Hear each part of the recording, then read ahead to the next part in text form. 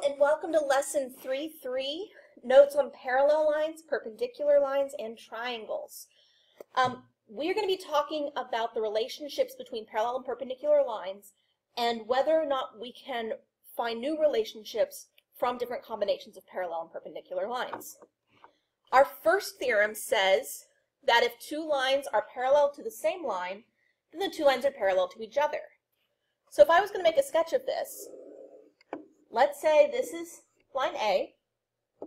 Well, it has to be parallel to line B. So I'm going to mark that they're parallel by putting a single arrow on each. But B is also parallel to line C. So I'm going to mark that B and C are parallel by putting double arrows on them. So my givens would be A must be parallel to B, and B must be parallel to C. What I want to prove is that A is parallel to C, that the two lines are parallel to each other. So, let's start the proof. Statement reason.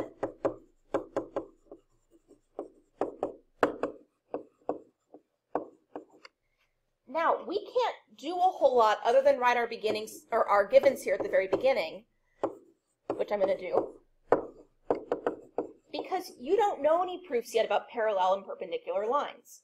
What you do know about, though, are transversals of parallel lines.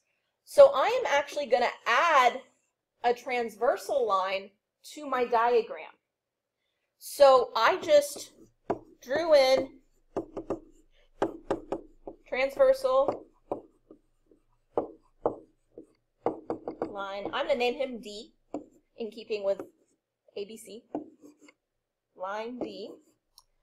And I'm going to label angles 1, 2, and 3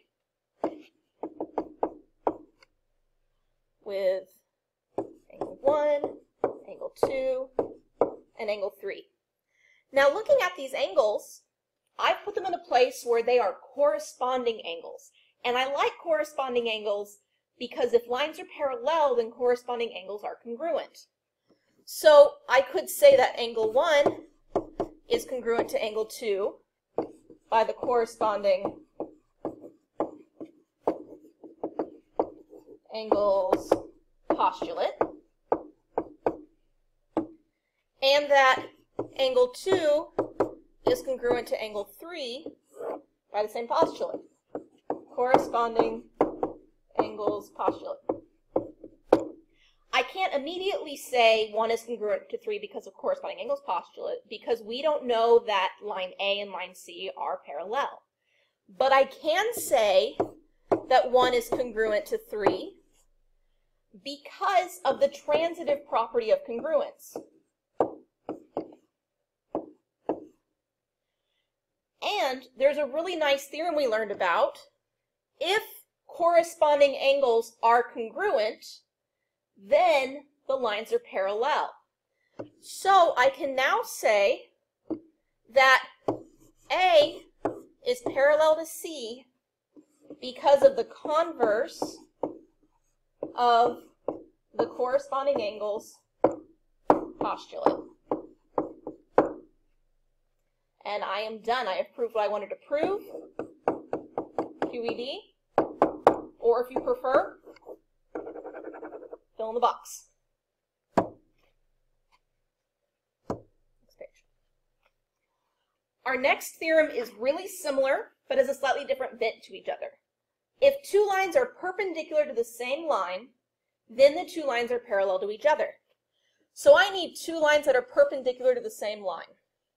So I'm going to start off again. Here's A. Here's B.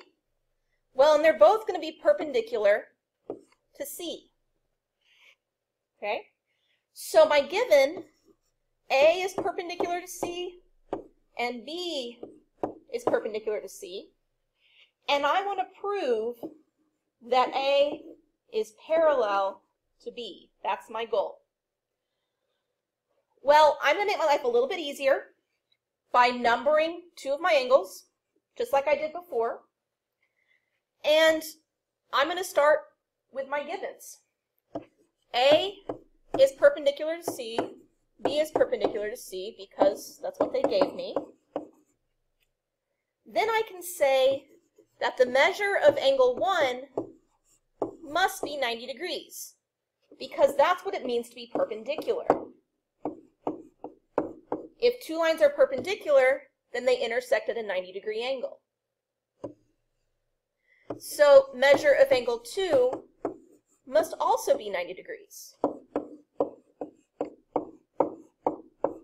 for the same reason.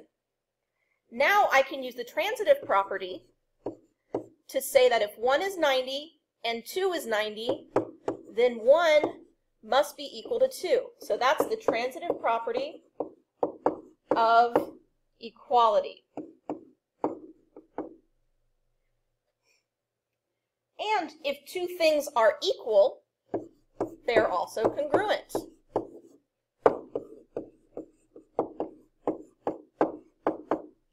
Okay. Now, we now have that angle 1 and angle 2 are congruent. If you remember from lesson 3.2, if two corresponding angles are congruent, then the lines are parallel. So A must be parallel to B because of the converse of the corresponding angles postulate.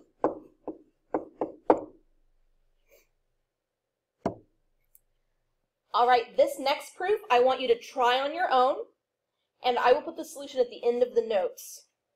But let's take a look at these examples. I love these. I think they are so much fun.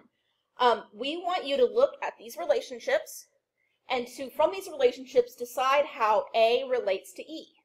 The easiest way to do this is just to draw it. So I start off with A parallel to B,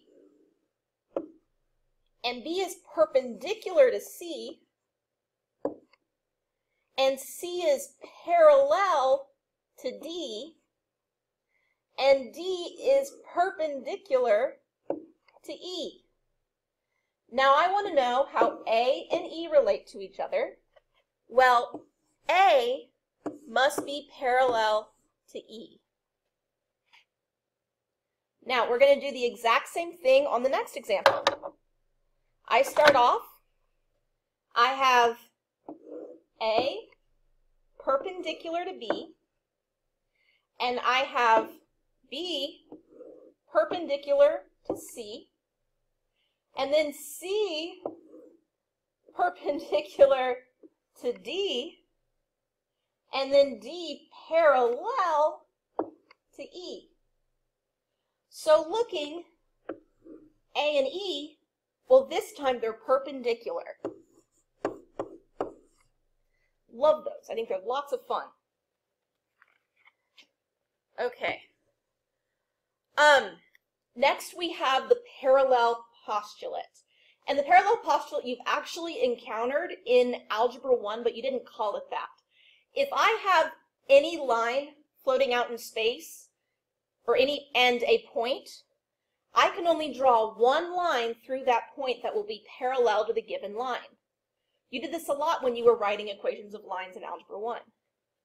We can actually use this, this postulate to help us prove the triangle sum theorem. So we've hammered into your head from a young age that the sum of the angles in a triangle is 180 degrees. That's true. But do you know why it's 180 degrees? You probably don't. We're going to prove it now. And we're going to use the parallel postulate to help us. We are going to draw a line, DE, that passes through one of the vertices of the triangle. And we're going to make DE parallel to the opposite side, in this case, AC. And that's going to allow us to use our different angle pair relationships to help us prove what's going on here. Now, things I see immediately. I know that my given is that DE is parallel to AC. And I want to prove that the sum of the angles in a triangle are 180. So the measure of angle A plus, well, I can't call it B, I have to call it angle ABC, plus the measure of angle C equals 180 degrees. That's my goal. We are able now to start the proof. I see some great things here. If you look, if I extend some of these lines, I start seeing some angle pair relationships. I see that this angle 1, that's going to be congruent down here to angle A because they're alternate interior angles. I see something similar on the other side. When I extend this line, I see that angle 3 here is congruent to angle C down here because they're alternate interior angles. So I'm going to use that information to my advantage in this proof. We're going to start off statement and reason. Our first step is the given. DE is parallel to AC because it's given. Then, just like we were talking about before, I can say that angle 1 is congruent to angle A because of the alternate interior angles theorem. And I can say the same thing about angle 3. Angle 3 is congruent to angle C by the alternate interior angles theorem. So that also means that the measure of angle 1 equals the measure of angle A, and the measure of angle 3 equals the measure of angle C. Both of those because that's how we define congruency.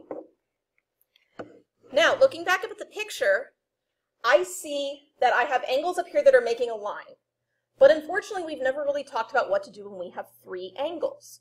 So instead of using these 3 angles, 1, 2, and 3, I'm going to use this angle right here, DBC, and angle 3 to help me on the next bit of this proof. I know that the measure of angle DBC plus the measure of angle 3 must be 180 degrees because that's the definition of a linear pair. And I know that the measure of angle 1 plus the measure of angle 2 must be the measure of angle D. Or not D, DBC. What am I talking about? Measure of angle DBC by the angle addition postulate.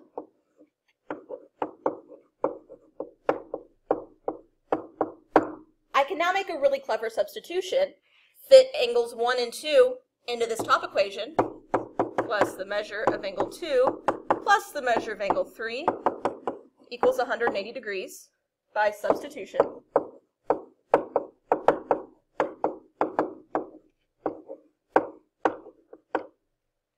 And now I've got 1 plus 2 plus 3 is 180.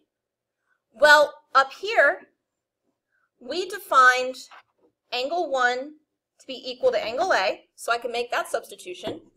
Measure of angle A. Well, angle 2 is angle ABC, right here. I don't even have to make that a substitution, it just is a new name for it. And angle 3 is equal to the measure of angle C. And I did this by substitution twice. I've proven what I want to prove. I have proven that the angles in a triangle add up to 180 degrees. So I am now going to finish my proof. Part 2 of this video will be on the website, so please go to the second video for this lesson. Thank you.